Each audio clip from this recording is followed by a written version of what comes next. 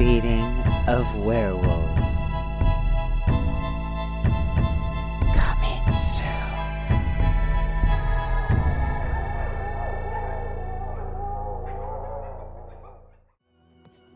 If you're listening to this, you probably already heard the public service announcement about the people who've gone missing. If you haven't, well, we'll get to that in a minute. My name is Hazel Thornton, and my maternal grandmother, Rosemary Thornton, disappeared recently, so I came back home to look for her. Now, why would I drop everything to search instead of leaving it up to the police? After all, I'm not a detective. And her appearance wouldn't raise any red flags, since she's a witch and therefore looks human. The problem is her shop, Marguerite's Garden, that she lives above. It sounds like a florist or garden center, but it's not. By all outward appearances, the place looks like an apothecary. That way, people are less suspicious of strange herbs and stranger patients. Hang a couple of peace flag banners and replace your lawn with a garden, and neighbors will expect the inhabitants to be eccentric. The first couple of front rooms look mundane enough, but any cop looking around the back or her apartment upstairs would immediately know something was off. When a building is built by witches and then continuously inhabited by them and their descendants for over 150 years, with magic used almost daily and a steady stream of paranormal patients with weird problems, weird things happen. Like 2 stories become 3, but the exterior doesn't change. And cops tend to get their panties in a twist over anything that smacks of witchcraft. That's not even counting the legal problems, like the fact that she was practicing medicine without a license. There aren't many of us in law enforcement, and I don't know of any in the area that I could ask for help.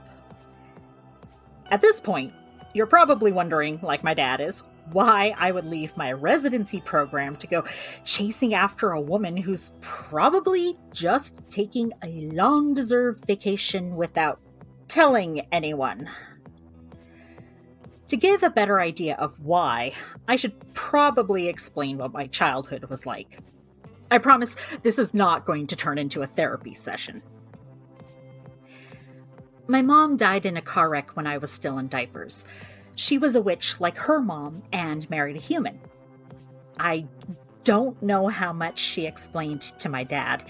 He and I never talked about her much, or magic for that matter. Like most kids, I could see ghosts, and my dad, like many parents do, just chalked it up to imaginary friends. Then I started talking about his patients, none of whom I'd ever met, and what was wrong with them before he knew their diagnoses, even telling him which one was going to die. My very logical father attributed this to coincidence, or assumed I'd heard him talk about his patients. Denial is a hell of a drug. One day, my best friend and I were running around like the demented munchkins we were when she slipped and tumbled through a window. She had cuts everywhere, and even 5-year-old me knew that blood shouldn't spurt like that. My dad started first aid and told me to get the phone so he could call 911. Instead of obeying, I calmly put my hands on hers and wished really hard that her boo-boos would go away. And they did. My dad stopped yelling at me for not listening to him, and he went really quiet. I don't remember much after that because I was so tired. I fell asleep in the car as he took her to go get checked out. After all, magic can't replace lost blood. Next thing I know, I was waking up at Nana's, and my dad told me I was spending the rest of the weekend with her. From that point on, I was at the garden nearly every day. After school, I'd come here until Dad picked me up when he got off of work. I would play with pixies in the garden. When kids came in, we'd go outside and draw magic circles in chalk. I would do my homework at the work table where Nana made potions. For math practice, she'd have me ring up customers who came in to buy herbs or supplies. I'd curl up with spell books next to the fireplace in the sitting room where clients would wait if they had an appointment. She started having me sit in on those appointments. I learned how to treat werewolves for fleas, create illusion amulets, the basics. On summer breaks, I'd help her redo the spells that keep humans from noticing anything out of the ordinary. As a teenager, anytime my dad and I fought, which was a lot because we're both incredibly stubborn, I'd have an accident just so he'd send me off to Nana's. Burning the kitchen table, turning his hair pink, bringing home a hellhound puppy, the usual adolescent rebellion. I didn't have to worry too much about keeping my room hair clean, although the house would sometimes decide that I didn't need to be sneaking out at night. It's a little awkward to have to bail on plans with friends because your house grounded you. Since many of us can't go to the ER, and if they couldn't get in to see any of the doctors in the area, they'd often go to my Nana because she lived above the shop and could be woken in case of emergencies. True emergencies, though. Otherwise, someone with just a sore throat risked a mild hex for waking her at 3 a.m. When I was older, she had me help with emergency cases, teaching me both magical and modern treatments. She even taught me how to tie sutures long before I ever went to college. Screaming kids flying around, snarling werewolves, a writhing mass of tentacles in the waiting area. These walls have seen it all. Gods, I missed this place. To me, the smell of home is dozens of different herbs, candles, and antiseptic with a hint of werewolf and blood. It's not the same without Nana, but I can't close the shop to focus on searching because people still need it open. That's not what she would want. Finding my grandmother and taking care of my family's legacy is more important than getting my medical license.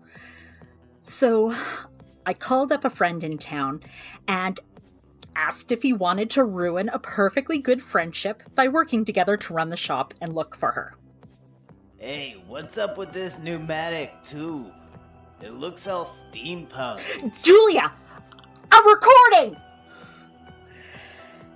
Speak of the devil, or rather half-orc. No idea. Nana gave me a different answer every time I asked. There's a lot of mail piling up in it. What do you want me to do with it? See, like I said, weirdnesses that can't be explained to outsiders. Just add it to the pile. Thanks, Cupcake. Don't call me that. Then don't interrupt when I'm recording. That is Vincent, don't call me Cupcake, Julia, who's helping me search the place for clues. Nothing much has turned up yet since we're still getting organized in between seeing emergency patients at all hours. I'm sure that I'll find such middle-of-the-night calls less novel over time and just annoying. But for now, I'm enjoying running things, even though the trust people have in me and my position is terrifying. You'll just let me stitch you up. I can treat people without having to have someone else sign off on it first. What is this, the Wild West? Why would I use stitches when I could just use magic instead?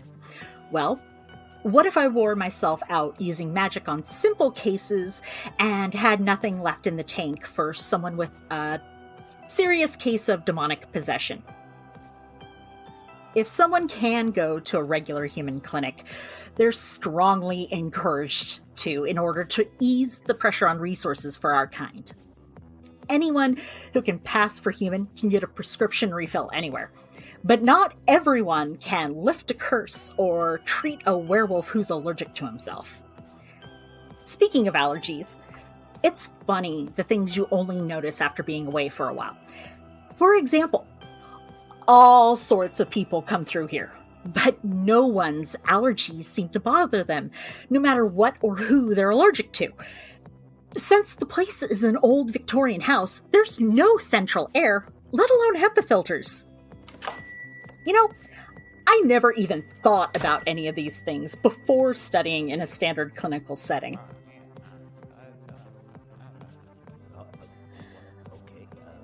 What the hell? There's a guy in here. His lizard is injured. That's a new one?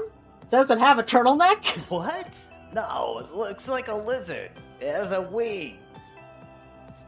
Wait, what? That is a miniature dragon. Does this look like a veterinarian's office? Not the crystal! How, you little... Get the fire extinguisher!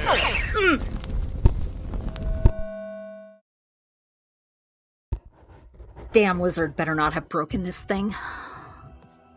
Pardon the interruption. I had a walk-in bring me a juvenile miniature dragon they hit with their car. Before I could even explain that I'm not a vet, the dragon regained consciousness and proceeded to wreak havoc in my office. Julia and I managed to corral the hostile patient using a blanket technique sometimes used on werewolf toddlers. Upon examination, I discovered contusions and lacerations, not all of which were sustained during the MVA. Hey, you deserved that one. Anyway, one skin graft for a torn wing membrane later, and I'm stuck with this non-flying menace until it recovers enough to be released into the wild. Do not give me that look. You're on thin ice here, buddy. I had originally planned on providing profiles of the missing, but I have a pile of paperwork in like 3 different languages to sort through, bags to unpack, and all of that's going to take longer thanks to one bitey boy with a taste for lady fingers. I'll let you know when I find anything. Until then, stay safe, boys and ghouls. What?